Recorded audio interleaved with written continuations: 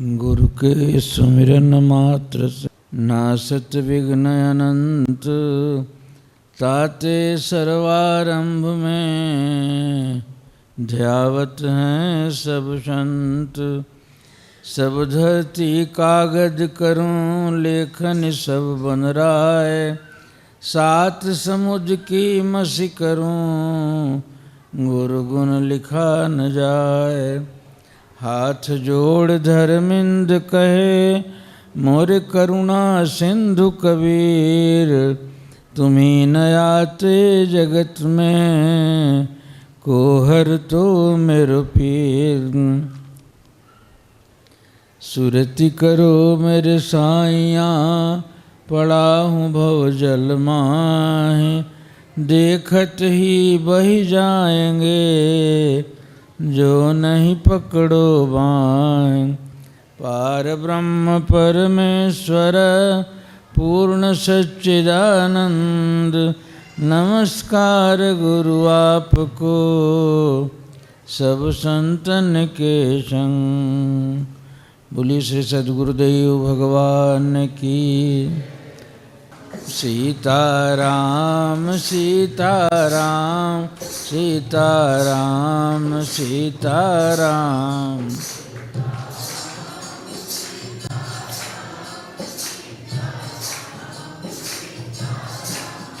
सीताराम सीताराम सीताराम सीताराम।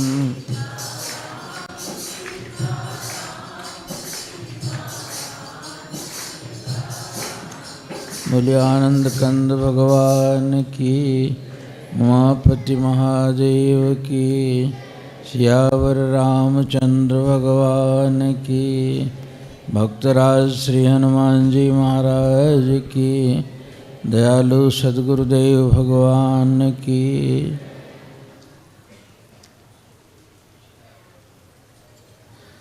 परम आराध्य देव श्री सद्गुरु कृपा निधान के इस पावन मंदिर में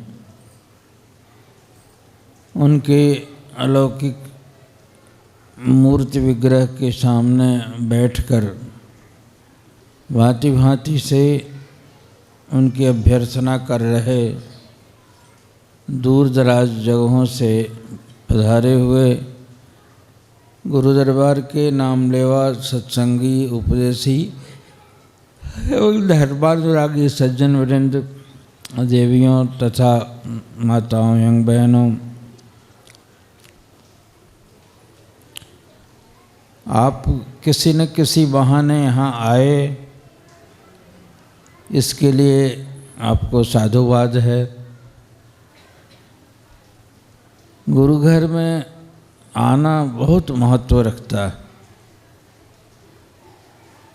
ये ऐसा नहीं कि किसी जन्मदिन या किसी और कारण से आना वह उतना महत्व का नहीं है जितना यह कि अपने कामकाज छोड़कर आप अपने गुरु घर में आके गुरुदेव प्रभु के मंदिर में उनका गुणगान कर रहे हैं। अभी तो थोड़े दिन पहले 26 जुलाई को ही गुरुदेव प्रभु की पुण्यतिथि थी। उनकी कृपा है, जहाँ कहीं जाता हूँ इसी प्रकार लोग जुट जाते हैं और गुरुदेव महाराज ने भावना में, मन मानस में जैसे शुभ वाक्य कुछ दे डाले हैं, अपने सानिध्य से रंग डाला है, उसका प्रकटीकरण करता हूँ सैकड़ों हजारों लोगों के बीच।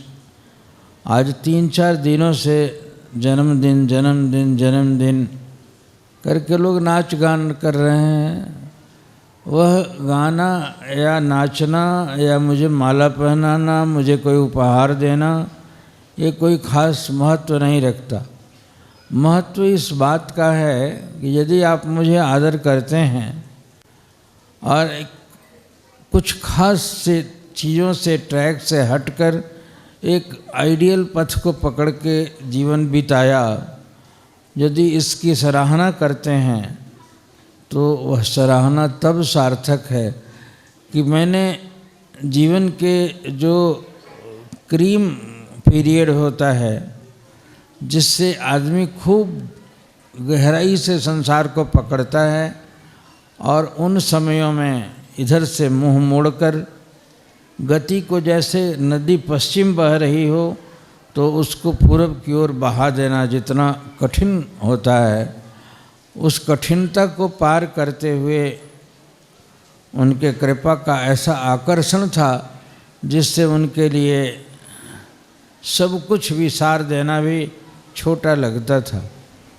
वे इतने बड़े आनंद के केंद्र थे जिनको देख लेने के बाद लोग कहते हैं कि उसने ये छोड़ा, इसने ये छोड़ा, इसने ये छोड़ा, लेकिन मैंने पकड़ा क्या उसके बदले में, मैंने पाया क्या उसके बदले में, ये तो मेरा दिल जानता है। नहीं होता तो कोई घाटा का सौदा करता है। इब्राहिम एक फ़कीर हुए हैं, उन्होंने कहा, एक बहुत बड़े बलख के बादशाह थे और वैराग्य हुआ ऐसे क्षण में इस तरीके से कि वो संस्कारी थे।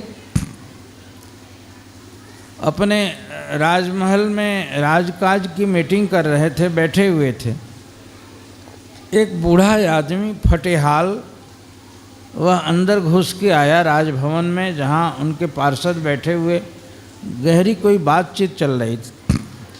तो नज़दीक आया और ऐसे अकचकी सा देखता हुआ फिर लौट के कहता है कि चलो रे, यहाँ क्या रहना। सोचा था कि यहाँ कुछ आवास रहेगा, कुछ दिन रहूँगा, लेकिन ये भी तो सराय है, मुसाफिर खाना है। तो राजा ने सुन लिया कि कहेंगे पागल राम, दिमाग ठीक है कि नहीं, आए हो राजभवन के अंदर में, क्या बोले जा रहे हो।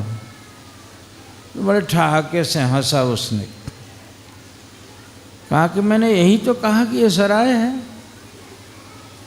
तो राजा ने बड़े गर्व से कहा कि ये मेरा राजभवन है कि सराय है ये। कहा कि पागल, तुम्हारी उम्र कितनी लग रही है, 30 साल, 40 साल, 50 साल की, लेकिन मकान तो ज़्यादा पुराना लग रहा है। तो 50 साल से हो ना, कब तक रहोगे यहाँ। कहा पूरी ज़िंदगी। कहा ज़िंदगी 10 साल 20 साल और जी लोगे ज़िंदगी। तो ये तुम इतने सालों के जितने हो गए, तुमसे पहले कौन रहता था यहाँ। कहा मेरे पिताजी राजा थे, इतने साल तक वे भी रहे, उन्होंने राजकाज किया। कहा उनके पहले कौन था। कहा मेरे दादाजी राजा थे। कहा तुम मर जाओगे तब कौन होगा। कहा मेरा बेटा रहेगा। लेकिन मकान तो तब तक भी चलेगा, बेटा मर जाएगा तो क्या होगा। कहा कि मेरा पोता रहेगा। कहा तो तू अपने ही तो कह रहे कि कुछ दिन रह के दादा चले गए, कुछ दिन रह के बाप चले गए, कुछ दिन रह के मैं चला गया, कुछ दिन में मेरा बेटा भी जाएगा, कुछ दिन पोता भी जाएगा, और मकान तो ज्यों का त्यों रहेगा। मुसाफिर खाना उसी को न कहते हैं जिसमें लोग आते हैं, दिन 2 दिन का किराया भरते हैं, फिर जाते हैं, फिर कोई और आता है, फिर जाते हैं, रहते हैं। तो तुम मूर्खता नहीं कर रहे हो तो क्या हो, इसको अपना मकान समझे बैठो। ये तुम्हारा मकान तो है नहीं। हाँ 10 साल के लिए है, छोड़ के जाओगे। तो चुपचाप उसका उपहास करता हुआ निकल गया। वो रात में बेचारा सोया तो सोचने लगा कि सचमुच कुछ दिन के बाद तो मैं भी खाली कर दूंगा। है तो ये मुसाफिर खाना, इसको घर समझना तो बड़ी ना समझिए। और वो इसी तरह से सो रहा था कि रात में छत पे उसको धमाके की आवाज़ सुनाई पड़ी। तो अंदर से रात में सुनसान में राजभवन में भला पहरा पड़ रहा है, ये ऊपर कौन चला गया। उसने नीचे ही से आवाज़ दिया, कहे भाई कौन है ऊपर। कहा मैं हूँ। कहा कौन, अजनबी सा लग रहे हो तुम, ऊपर कैसे गए, क्या कर रहे हो। कहा कि मेरा ऊँट भूला गया है, उसी को खोज रहा हूँ। अब पागल, फिर एक तो मिला था नीचे ही, और ये दूसरा कौन है ऊपर में। राजभवन के छत पर तेरा ऊँट क्या करता है। कहा कि इब्राहिम, राजभवन के छत पर यदि ऊँट नहीं होता इस राजसैया पर सोकर इस राजभवन में खुदा भी नहीं मिलता, क्या खुदा खुदा चिल्लाता है। इसके लिए तो ये सुख साधन को छोड़ना पड़ता है। ऊपर गया तो कोई ऊँट वाला नहीं था। दूसरे दिन बड़ा मायूस हुआ और घोड़े पर सवार होकर शिकार करने के लिए जंगल को गया। तो एक हिरण को देख के वो बिल्कुल दौड़ाया उसने। हिरण कुछ दूर जाके हंसने लगा और आदमी की बोली में बोल के कहता है कि ए इब्राहिम, ये सिर कटौल और टांग कटौल तो चल रहा है। पिछले जन्म में तू हिरण बना था, मैंने मारा था और उसका बदला ले रहे हो। ठीक है, मार लो, मेरी बारी अब फिर आएगी तो फिर दौड़ा के मारूंगा। कहे कि हाँ बदला भी? कहा कि हाँ, तुमने भी मुझे मारा था, मैंने भी तुम्हें मारा था, इसलिए अब हो रहा है। अब एकदम हैरान हो गया। फिर घोड़ा जिस पर चढ़ा हुआ था, घोड़ा कहता है कि कर लो सवारी मेरी, कभी मेरी बारी आएगी तेरे ऊपर मैं भी चढ़ूँगा। एकदम उतर गया कि बाप रे ये क्या हो रहा है। राजपाट छोड़ के वो वैराग्य ले लिया वो, और इतना बड़ा फ़कीर हुआ। तो कहता है कि लोग कहते हैं कि इब्राहिम ने राजपाट छोड़ा, लेकिन मैंने राजपाट छोड़ के उस खुदा को तो पाया जो सृष्टि का करता है, धरता है। उसके बनाई हुई चीज़ को छोड़ा और उस बनाने वाले को पकड़ लिया। दुनिया के लोग जो हैं उस बनाने वाले को छोड़ के संसार को पकड़े रहते हैं। इसलिए मूर्ख ये हैं कि ये हैं, त्याग भी है तो मेरा त्याग बड़ा है ना, मेरा ग्रहण बड़ा है, मैंने त्यागा छोटी चीज़ है उसके सामने। और फिर वे ऐसा हुआ। ये दुनिया उन चीज़ों को नहीं समझते, उस रहस्य को, कि कोई पागल नहीं था, कोई भूखे नहीं मर रहा था, कोई उपेक्षित नहीं था, घर परिवार और प्रेम करने वाले मर गए थे, सब अनाथ नहीं था, ऐसा लूंजा लपाहिज भी नहीं था कि कुछ कर नहीं सकता था। और फिर रो रो के रात दिन काट दिए, महीना वर्ष बीता दिए, और इसी धुन में कि नहीं रहूँगा तो आपका होके जीऊँगा, दुनिया की ओर ताकूँगा नहीं। और वह आग लगा दी थी उस महापुरुष ने, और जिसका अब कहते मैं गर्व के साथ कहता हूँ कि मैंने पाया तो इतना कुछ पाया कि प्रभु तुमने तो बहुत दिया है। और फिर अंदर का जो आनंद दिया, एक ऐसी अंडरस्टैंडिंग दे दी कि देश दुनिया और जीव और जीवन और जगत को समझने का तरीका आ गया। कल एक भगत जी थे, वो बेचारे कान से सुनाई नहीं पड़ता, आँख से सुनाई नहीं पड़ता, तो टटोलते हुए घर से आ जाते हैं। तो बड़े दुखी हो रहे थे कि अब शरीर काम नहीं देता है, मन आश्रम आने में भी अजीब सा लगता है। मैंने कहा भाई साहब पैसा तो भगवान ने दिया ही है, एक नौकर रख लो ना, और नहीं तो मेरे जैसा व्हील चेयर रख लेना। मानते हैं मेरे जैसा सेवक नहीं मिलेंगे तुमको, तो नौकर तो मिलेगा ही, वो ऐसे डगरा के ले आएगा और बैठोगे। फिर कहो कि यहाँ तो मैं गुरु महाराज जी का चित्र देख भी नहीं सकता, आँख भी नहीं है, कीर्तन होता होगा तो सुनाई भी नहीं पड़ेगा। मैंने कहा अंधे होकर भी यदि यहाँ रहोगे तो तुम्हें लाभ मिलेगा। इसलिए इस क्रम के लिए घबराते क्या हो। ये शरीर जो वाहन मिला हुआ है, गाड़ी मिली हुई है, सबके पास में कोई न कोई गाड़ी है, 2 व्हीलर है, 4 व्हीलर है, 8 व्हीलर है, कितना क्या क्या नाम है। लेकिन अब चक्का पंचर हो जाए, ज़रा उसमें डिफेक्ट आने लगे, रोज़ रोज़ गैरेज ही जाना पड़े, तो क्या करेगा सवार, रोएगा क्या माथा पीट के। सवार तो सवार है, वह तो नित्य शुद्ध है और नित्य चेतनाशील है।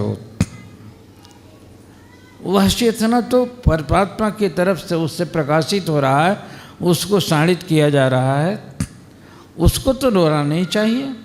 और रास्ते में साइकिल पंचर हो जाए तो बैठ के रोए उसको, अरे हाथ दे के दूसरी साइकिल कर लो यार किराए में और चले जाओ, हंसते रहो।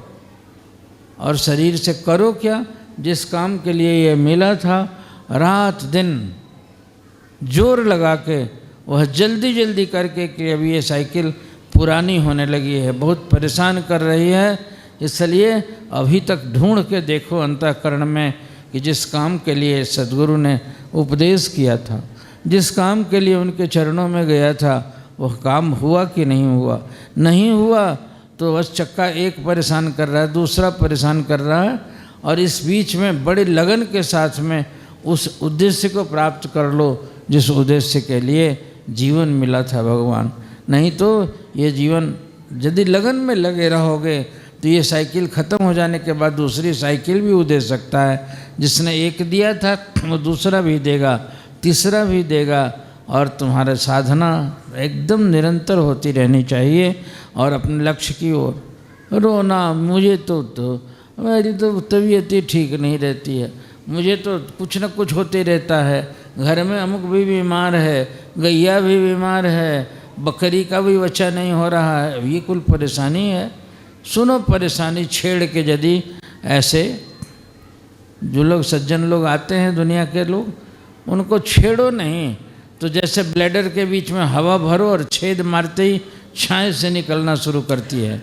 ऐसा कोई नहीं हंस के कहता कि नहीं महाराज मैं तो ठीक हूँ और मैं खूब भजन करता हूँ, मेरे पास भगवान ने दिया, मैं दान भी करता हूँ, मेरी चेतना एकदम मंजी हुई है सद्गुरुदेव के उपदेश के प्रति, मुझे कोई दुख नहीं है, मैं तो बहुत सुखी हूँ। अरे बहुत किया, एक आँख ले लिया, लेकिन किसी की तो दोनों आँख गई होती है तो क्या हो जाता है। सूरदास तो दोनों आँख कहते, भगवान के भजन के लिए आँख की क्या ज़रूरत है, भगवान के भजन के लिए एक पवित्र जमीर चाहिए, और उस जमीर को तो चेतना सद्गुरुदेव के चरणों से मिल ही रही है। फिर रात दिन भजन करो और दौड़ दौड़ के करो, जल्दी जल्दी करो, ताकि समय निकल न जाए, ये वाहन छोड़ना न पड़ जाए। ये रहते रहते इसके अंग अंग में दर्द है, तब भी मनोवृत्ति तो ठीक रहे ना। भगवान एक ही करना कम से कम कि मुझे अपनी याद देते रहना, ऐसा मत दे देना कि आपकी याद छूट जाए, आपकी सुरती भी विस्मृतित हो जाए। और इसलिए भजन करना चाहिए, उसी के लिए जीवन मिला हुआ है। तो ये इस कार्यक्रम के बहाने आपने ताली बजाई, आप बहुत सारे लड़के नाच भी रहे थे, बहुत को नचा के आ रहा हूँ, अभी 2-2, 3-3 जगह नाच के देखा है मैंने, और इससे तुमसे दूना तिगुना लोग जुटे हुए थे। पूड़ियाँ खूब बटी, खूब खाए लोग, 12 बजे रात तक भंडारा भी चला, उसमें से बहुत बूढ़े भी नाचने लगे सूरज जी जैसे, और तमाम छोटे छोटे बच्चे तो नाचने, लेकिन नाचने वाले का चेहरा देखता हूँ तो क्या कुछ, अरे नानक के साथ में जब नानक को ये दिव्य आभास हुआ तो वाह गुरु वाह गुरु वाह गुरु वाह गुरु लगे करने, जो गुरु से मंत्र दीक्षा मिली थी उनको। और जब वो वाह गुरु करने लगे तो उनके साथ के चरवाहे भी सब उठ के वाह गुरु करने लगे, और घंटों बेसुधी थी उनको, तो शरीर से एकदम गुरु के एहसान से जब वो तत्व ज्ञान हुआ, कहा कि आप परमात्मा मेरे सद्गुरु तुमने ऐसा दे दिया मेरे को कि मैं अब ताकूंगा तो चरी हुई सूखी हुई फसल भी हरी हो जाएगी, मुर्दे भी जी उठेंगे, मुझे इतना अजगैबी लाल दे दिया। और उनकी आज भी वहाँ के सिख लोग जो है वो जयकारा नहीं लगाते हैं, हनुमान जी की जय, राम जी की जय, वह सतगुरु की जय, पता कहते हैं कि बस वाह गुरु करते हैं। तो उनके साथ सारे उनके लोग भी लगे वाह गुरु करने। तो जब उनकी ध्यान तंद्रा भंग हुई तो देखे कि सारे ही नाच रहे हैं वाह गुरु करके। तो नानक कहते हैं कि अरे जलवा देखा यार का, तो नानक बोला वाह, मैंने तो कहा देख के और तुमने देखा क्या। अरे पगलों, तुमको तो अभी कल तक से नानी याद आ रही है, कल तक से तो झूठ फरेब में लगे हुए हो। मैं तो सद्गुरु से प्यार किया और उस उपदेश का मज़ा ऐसा कि जब उसे यार का जलवा दिखाई पड़ा तो नानक वाह वाह कर उठा। लेकिन मैंने तो देख के किया, तूने तो देखा है नहीं, देखा देखी करते हो। आज तक के सारे सिख उसी को वाह गुरु करते हैं और उधर जाके घर में शराब भी पी लेते हैं। तो वाह गुरु के लिए नाचने वालों से ये पूछना चाहिए कि बाकियों से तो अच्छे लग रहे थे तुम नाच नाच के, लेकिन देखा देखी कि अमर जी नाच रहे हैं इसलिए हम भी नाच ले हैं। नाचो इस काम के लिए, ये जिसके दिन पर कह रहे हो कि मैं नाच रहा हूँ उसने किया क्या है, उसको किस रूप में आपको देखना चाहता है।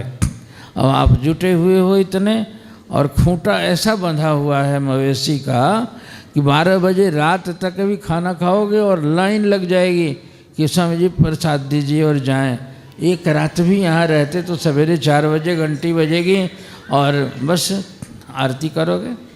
गुरु महाराज जी के पास में एक माई एक बच्चे को लेके आई और महाराज आशीर्वाद दीजिए बचवा को, आशीर्वाद दीजिए बचवा को। तो महाराज जी ने हाथ पकड़ा कि मैया ऐसा है कि आशीर्वाद क्या चीज़ के लिए, खूब पढ़े, लेकिन पढ़ लेगा तो फिर कहोगे कि बस आशीर्वाद दीजिए कि ये नौकरी लगे। कहें कि चलो वो भी दे दिया तो कहोगे कि आशीर्वाद हो जाए तो ब्याह बढ़िया हो जाए। कहें कि वो भी कह दें आशीर्वाद तो फिर जल्दी पोता भी हो जाए, और उसके बाद वो भी यदि कह देंगे तो कोई रोग भी न लगे। तो ये मांगने का सिलसिला ख़त्म नहीं कर दूं, इस बचवा को कुछ दिन मेरे पास छोड़ दो और इसको आशीर्वाद देने लायक बना दूंगा मैं, बस तो इसका मानना ख़त्म। और लोग आके उसका चरण छू छू के आशीर्वाद लेने लगेंगे। अब हाथ पकड़े महाराज जी तो चिल्लाने लगे, नहीं नहीं हमको कितना देवी देवता मनाने पर तो बेटा हुआ है, वो आपको काहे को दे दें। कहे मांग नहीं रहे हैं, तुम आशीर्वाद देने के लेने के लिए जो कह रही हो, मैं इस आशीर्वाद देने लायक बना देना चाहता हूँ इसको। कहा कि नहीं नहीं, हम हरदम मांगते रहें और आप देते रहिए, इसको देने लायक नहीं बनाने देना। बताओ तुम्हारे प्यार का यही स्वरूप है। प्यार इसलिए करते हो चूँकि तुम मंगता बने हुए हो, इसलिए तुम दाता अपने बेटे को कहते हो मैं प्यार करता हूँ, और उसको दाता बनाना चाहता है। कारण कि दाता तो केवल एक सतगुरु हैं, भिखारी सारी दुनिया, और उसको भी दाता बना के खड़ा कर देना चाहते हैं, लेकिन तुम नहीं देना चाहते। तो आज जिस दाता बना के उन्होंने यहाँ ऊंचा बैठा के किया है, जो सारा देश भर घूम घूम के घूमता रहता हूँ तो कौन व्यापार करता हूँ मैं। जो लोग आते हैं उनसे अपने मालिक की चर्चा करता हूँ, अपने सदगुरुदेव का गुणगान करता हूँ, अपने मालिक का उपदेश बांटता हुआ यही तो करता हूँ। यही तो मेरा जीवन बना हुआ है, जिसके लिए वे अपेक्षा करते थे कि ये लड़का आगे चल के यही करेगा, ऐसा ही करेगा। यहाँ तक कहा था उन्होंने कि दर्जन भर आश्रम तो ये बनाएगा, और आज बनवा भी दिया उन्होंने, इतने लोगों को नचा दिया। तो उनकी कृपा यही है, जो मेरे मालिक ने मुझे दिया वही देना चाहता हूँ कि आपके चेहरे का मनोमालिन्य खत्म हो जाए। किसी के चेहरे पर आज जवान हो तब भी 12 साल का बच्चा बच्ची हो तभी ऐसे चेहरे का रौनक बिगड़ने लगती है। क्यों? अरे परमात्मा के सच्चिदानंद स्वरूप के संतान हो के तुम रोते क्यों हो भाई? क्यों आंखें धसी है तुम्हारी? कारण कि तुमने नाजायज़ चीज़ पकड़ लिया। एक आदमी नदी के किनारे रहता था और शाम हो गई थी, नदी के किनारे घूमने गया तो वहाँ एक काली सी चीज़ कोई बहती हुई जा रही थी। तो उसने सोचा कि कंबल किसी का बह गया है, बाढ़ में आ जाता है, तो कूद पड़ा कि कंबल एक मिल जाएगा बढ़िया सा, ले लेते हैं। तो कंबल के लिए जब गया तो उसका बहने लगा, हाथ पांव चिल्लाने लगा। उसके दोस्त ने कहा कि यार क्या हो गया, निकलो ना कंबल लेके। कहा कि यार जिस कंबल को कंबल समझा था ये कंबल नहीं, ये तो भालू है, भालू भी काला होता है। और उसने तो पकड़ के मुंह नोचना शुरू कर दिया है यूँ। अब क्या करूँ, ये तो जान ही नहीं छोड़ रहा है। कहा कि तब भोगो तुम। थोड़ा सा लालच किए और भालू के पकड़ में आ गए ये। तो ये संसार का सुख जो दिखाई पड़ता है वह सुख ऐसा ही है। संतों ने सद्गुरुओं ने यही सिखाया कि उसको सावधान हो के गुरु से शक्ति हासिल करे के, गुरु से ज्ञान हासिल करके पकड़ना, नहीं तो तुम्हारा मुंह खाएगा। जितने में जितने बस बहुते होशियार लुटाए गए, नहीं किसी की साबत लाज बची, सारे ही इस भालू के चक्कर में पड़ गए। जो उनकी कृपा से इससे जान बचा लेता है या भालू पकड़ने की कला सीख के उसको पकड़ता है, उसी का जीवन धन्य हो जाता है। तो सद्गुरुदेव का ये दरबार, ये ज्ञान का उपदेश का दरबार है।